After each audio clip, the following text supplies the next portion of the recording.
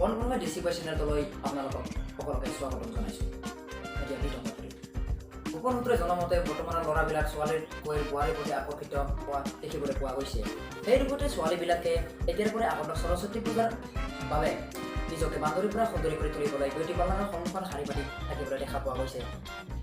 এয়া এক ল'ৰাৰ মন গতিলৈ ছোৱালীবিলাকৰ এক মহান ষড়যন্ত্ৰ ৰচনা কৰিছে বুলি আমাৰ সংবাদ মাধ্যমত জানিবলৈ দিয়ে। এতিয়া আহিছোঁ ভৱিষ্যতবাণীলৈ। আগন্তুক সৰস্বতী পূজাৰ ল'ৰাবোৰৰ লিপষ্টিক ক্ষেত্ৰত গণ্ডগোল হ'ব পাৰে বুলি আমাৰ ভৱিষ্যত গুৰু টেকু কুমাৰ ৰায়ে আমাৰ সংবাদ মাধ্যমত নিজৰ মুখেৰে কয়, আৰু ইয়াত ছিংগেলবোৰৰ কোনো কুপ্ৰভাৱ নপৰে বুলি স্পষ্টমতে জানিবলৈ দিয়ে। বাতৰি শেষ কৰাৰ আগতে প্ৰধান বাতৰিকেইটা আকৌ এবাৰ কৰি দিছোঁ।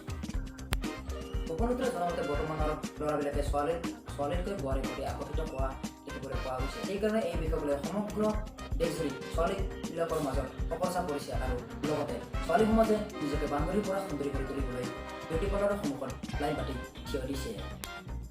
সদস্যসকল আপোনালোকৰ প্ৰতি এটা অনুৰোধ যে সৰস্বতী পূজাৰ দিনাখন ছিংগেল ল'ৰাবিলাকে সৰস্বতী পূজাৰ দিনাখন জৰাকৈ বহি থকা ল'ৰাবিলাকক চাই আনন্দ উপভোগ কৰিবলৈ আমাৰ সম্মানৰ পৰা অনুৰোধ জনোৱা হৈছে।